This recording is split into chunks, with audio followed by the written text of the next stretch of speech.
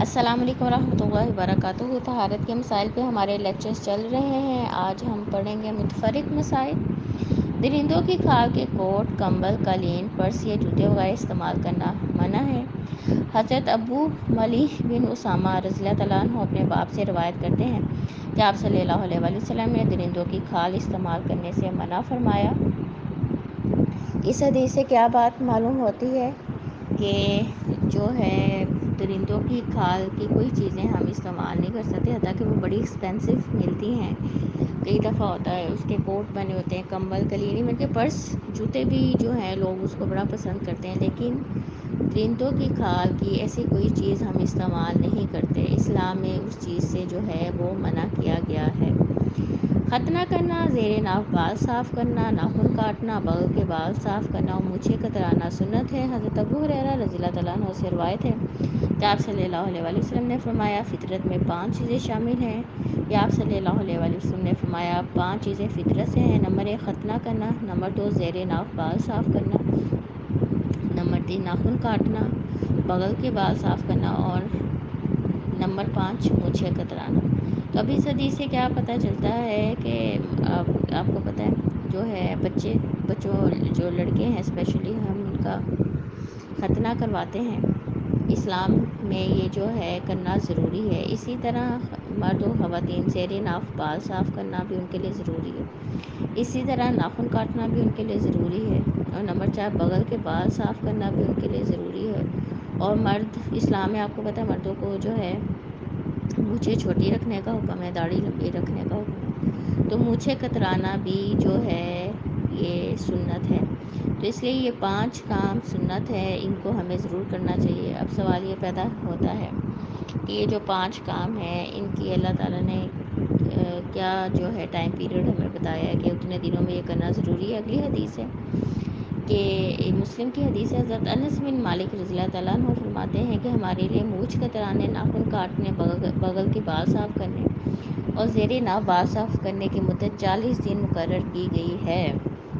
تو اب اس حدیث سے کیا پتہ چلتا ہے، مسلمان مردوں اور عورتوں کو 40 دن سے زیادہ یہ جو ہے نا کام اس کو پینڈنگ نہیں کرنا چاہیے۔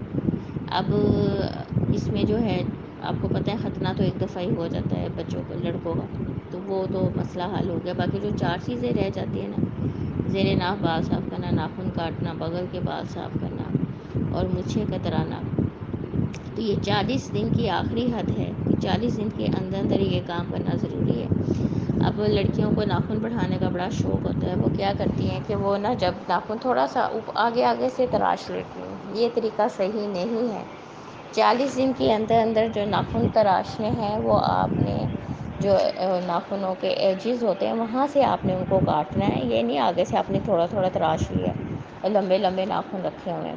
اگر اللہ نے 40 دن کی مدت دی ہے تو اس میں ہمارا ہی فائدہ ہے، کیونکہ آپ کو پتہ ہے ان ہاتھوں سے ہم نے کھانا ہے، پینا ہے، واش روم ہم جاتے ہیں، بایاں ہاتھ ہم جو ہے استعمال کرتے ہیں، تو اگر ناخن لمبے ہوں گے تو صفائی اچھے طریقے سے نہیں ہوگی اور انسان جو ہے بیمار ہو جائے گا۔ آپ صلی اللہ علیہ وسلم نے داڑھی رکھنے اور مونچھیں صاف کرنے کا حکم دیا۔ حضرت عبداللہ بن عمر رضی اللہ تعالیٰ عنہما کہتے ہیں کہ آپ صلی اللہ علیہ وآلہ وسلم نے فرمایا مشرکوں کی مخالفت کرو، داڑھی رکھو اور مونچھیں صاف کرو۔ تو اب اس حدیث سے کیا پتہ چلتا ہے کہ ہمیں جو ہے یہود و نصارہ کی پیروی کرنے سے منع کیا گیا ہے۔ تو اب اسلام ہمیں کیا حکم دیتا ہے کہ مرد لوگ جو ہیں داڑھی لمبی رکھیں گے اور مونچھیں جو ہیں وہ چھوٹی رکھیں گے۔ سو کو اٹھنے کے بعد 3 مرتبہ ہاتھ دھونے کے بعد کسی چیز کو ہاتھ لگانا چاہیے۔ حضرت ابو ہریرہ سے روایت ہے کہ آپ صلی اللہ علیہ وسلم نے فرمایا ایک آدمی سو کر اٹھے تھے جب تک اپنے ہاتھ 3 مرتبہ نہ دھوئے برتن میں نہ ڈالے، کیونکہ معلوم نہیں رات اس کا ہاتھ کس کس جگہ لگتا رہا۔ تو اب اس حدیث سے کیا پتہ چلتا ہے کہ جو ہے جب ہم صبح اٹھیں سو کے تو سب سے پہلے کیا کرنا چاہیے، 3 دفعہ ہاتھ دھونے چاہیے۔ اس کے بعد کئی دفعہ ہوتا ہے بالٹی میں پانی بھرا ہوا ہے، ٹب جو ہے ڈپوز کے اندر گیا ہوا ہے یا ٹب میں بھرا ہوا ہے، تو ہاتھ دھوئے بغیر کسی بھی بھرے ہوئے بالٹی یا ٹب میں ہم نے ہاتھ نہیں ڈالنا، اور پہلے ہاتھ دھوئیں اس کے بعد آپ ہاتھ ڈال سکتے ہیں۔ دوسرا اس حدیث میں کیا بتایا گیا ہے کہ کیونکہ معلوم نہیں رات کو اس کا ہاتھ کس کس جگہ لگتا رہا، تو یہ اس حدیث کے مطابق جو ہوتے ہیں نا مرد یا ٹین ایج لڑکے اسپیشلی، آ، آپ لوگوں نے دیکھا ہوگا، باپوں کو بھی پتہ ہوتا ہے، ماؤں نے بھی اکثر دیکھا ہوتا ہے کہ لڑکوں نے بھی سوتے وقت اپنی نا شرم گاہ کو پکڑا ہوتا ہے. یہ اللہ نے ایک نیچرلی ان کے اندر یہ چیز زیادہ رکھی ہے. تو اس لیے جو ہے ہاتھ دھونے کا حکم ہے کہ اب کہیں نا پتہ نہیں رات کو اس کا ہاتھ کہاں کہاں لگتا رہا، کیونکہ اگر شرم گاہ کو ہاتھ لگ جائے تو ہاتھ آپ کو پتہ ہے جو اس کو پھر دھونا ضروری ہوتا ہے کہ پانی کی بالٹی بھری ہوئی ہے، آپ وہی ہاتھ اس کے اندر ڈالیں گے تو سارا پانی ناپاک ہو جائے گا. وہ پانی آپ کیسے استعمال کریں گے، اس سے غسل کیسے کر سکتے ہیں؟ تو اس لیے یہ جو ہے نا ہاتھ کہاں کہاں لگتا رہا، تو سم ٹائم ایسی سچویشن آتی ہے تو حکم کیا ہے، سب سے پہلے ہاتھ دھوئیں پھر کچھ کریں. اب ہم کیا کرتے ہیں، صبح اٹھتے سب سے پہلے موبائل پکڑا، انہیں ہاتھوں سے پانی پکڑ کے پی لیا یا کوئی چیز کھا لی. تو اسلام ہمیں کہتا ہے پہلے ہاتھ دھوئیں، اس کے بعد آپ کچھ اور کریں. مسلمان کا پسینہ اور بال جو ہیں وہ پاک ہوتے ہیں. حضرت انس بن مالک رضی اللہ تعالیٰ عنہ سے روایت ہے کہ حضرت ام سلیم رضی اللہ تعالیٰ عنہ آپ صلی اللہ علیہ وسلم کا بستر بچھا دیا کرتی تھی. آپ صلی اللہ علیہ وسلم اس پر دوپہر کو آرام فرمایا کرتے. جب آپ صلی اللہ علیہ وسلم جاگتے تو ام سلیم آپ کے پسینے اور بالوں کو ایک شیشے میں جمع کر لیتی اور انہیں خوشبو میں ملا دیا کرتی ہے. بخاری کی حدیث ہے. اب اس حدیث سے کیا پتہ چلتا ہے کہ جو ہے مسلمان کا پسینہ بھی جو ہے وہ پاک ہوتا ہے، اور بال بھی. اور آپ صلی اللہ علیہ وسلم کا جو جسم مبارک ویسے بڑا خوشبو والا تھا، حدیث میں آتا ہے اس کا مفہوم ہے کہ اللہ کے نبی جس جگہ سے گزرتے تھے اگر کوئی وہاں سے گزرتا تھا تو اسے پتہ چل جاتا تھا کہ ابھی تھوڑی دیر پہلے آپ صلی اللہ علیہ وسلم یہاں سے گزرے، کہ آپ صلی اللہ علیہ وسلم کے جسم مبارک سے اتنی خوشبو آتی ہوتی تھی. تو حضرت ام سلیم کیا کرتی تھی، آپ صلی اللہ علیہ وسلم اکثر ان کے گھر جو ہے کہ لولا جا کے کرتے ہوتے تھے، کیونکہ آپ صلی اللہ علیہ وسلم کی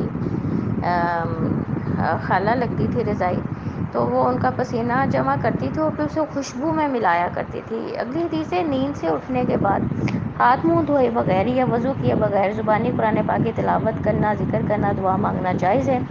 حضرت قریب رضی اللہ تعالیٰ عنہ جو کہ عبداللہ بن عباس رضی اللہ تعالیٰ عنہما کے آزاد کردہ غلام تھے، انہیں خود عبداللہ بن عباس رضی اللہ تعالیٰ عنہما نے یہ بات بتائی کہ انہوں یعنی عبداللہ نے ایک رات اپنی خالہ ام المومنین حضرت میمونہ رضی اللہ تعالیٰ عنہ کے ہاں گزاری.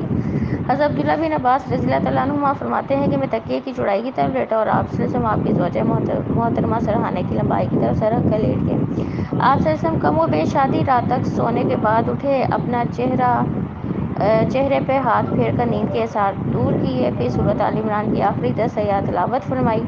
اس کے بعد آپ صلی اللہ علیہ وسلم لڑکی ہوئی پانی کی پرانی جو ہے مشکیزے کے پاس گئے اور خوب اطمینان سے وضو کر کے نماز پڑھی. یہ مسلم کی حدیث ہے. تو اب اس حدیث سے کیا پتہ چلتا ہے، افضل یہی ہے قرآن پاک پڑھنا ہے وضو کر کے پڑھیں. لیکن اس حدیث سے یہ ہمیں بات معلوم ہوتی ہے کہ قرآن پاک بغیر وضو کے پڑھا جا سکتا ہے، کیونکہ آپ صلی اللہ علیہ وسلم روزانہ رات کو تہجد کے ٹائم پہ اٹھتے تو اپنے بستر پہ لیٹے لیٹے پہلے سورۃ آل عمران کا آخری رکوع تلاوت فرمایا کرتے تھے، پھر اٹھ کے وضو کر کے تہجد پڑھا کرتے تھے. تو اس سے کیا پتہ چلتا ہے، آپ نے اللہ کا ذکر اذکار کرنا ہے، آپ نے دعا کرنی ہے. آپ نے اگر قرآن پڑھنا ہے تو اب وہ بغیر وضو کے بھی پڑھ سکتے ہیں. اللہ نے دیکھیں ہمارے لیے کتنی آسانیاں کی ہوئی ہیں، اور یہ حدیث اس بات کی جو ہے دلیل ہے. اگلی حدیث سے حضرت حذیفہ رضی اللہ تعالیٰ عنہ کہتے ہیں کہ آپ صلی اللہ علیہ وسلم سونا چاہتے تو فرماتے، یا اللہ میں تیرے نام کی برکت سے سوتا اور جاگتا ہوں. اور جب نیند سے جاگتے تو پھر یہ دعا کرتے، اللہ کا شکر ہے جس نے ہمیں سونے کے بعد جگا دیا اور ہم سب کو مرنے کے بعد اسی کے پاس جانا ہے. اور اس حدیث سے کیا پتہ چلتا ہے، سونے سے پہلے بھی دعا کا اہتمام کرنا چاہیے، اور سو کے اٹھ کے تو تب بھی دعا کا اہتمام ہم کو جو ہے کرنا چاہیے. بچپن میں کسی وجہ سے ختنہ نہ ہوا ہو تو زندگی کے کسی بھی حصے میں کیا جا سکتا ہے. حضرت ابو ہریرہ سے روایت ہے کہ آپ صلی اللہ علیہ وسلم نے فرمایا، حضرت ابراہیم علیہ السلام نے 80 سال کی عمر میں جو ہے اپنا ختنہ کیا. یہ بخاری کی حدیث ہے، کیونکہ اللہ نے انہیں حکم بھی اس ٹائم دیا تھا تب بھی انہوں نے 80 سال کی عمر میں کیا. تو اس لیے اگر کسی بھی وجہ سے بچپن میں کسی لڑکے کا ختنہ نہ ہو سکے تو ویسے تو کوشش کرنی چاہیے، کیونکہ بچہ جب چھوٹا ہوتا ہے اسے پین کم ہوتی ہے. لیکن کسی بھی وجہ سے نہ ہو سکے تو پھر جلدی سے جلدی ختنہ کرنے کی کوشش کرنی چاہیے. یہ جو ہے فطرت میں یہ چیز آتی ہے اور یہ کرنا ضروری ہے. ایک مسلمان اور کافر میں فرق بھی یہی، مرد میں فرق یہ چیز کرتی ہے کہ نان مسلمس ختنہ نہیں کرتے لیکن مسلمان ختنہ کرتے ہیں، اور اس میں میڈیکلی اب یہ چیزیں پروو ہوئی ہیں. ہم نے تو اللہ اس کے نبی صلی اللہ علیہ وسلم کے حکم کے مطابق یہ عمل کرنا ہے کہ اللہ نے ہر کام میں انسان کی جو ہے نا بھلائی رکھی ہوئی ہے۔ سر کا کچھ حصہ مونڈنا، کچھ چھوڑ دینا بھی منع ہے۔ حضرت عبداللہ بن عمر رضی اللہ تعالیٰ عنہما سے روایت ہے کہ میں نے آپ صلی اللہ علیہ وسلم کو قضاء سے منع فرماتے ہوئے سنا۔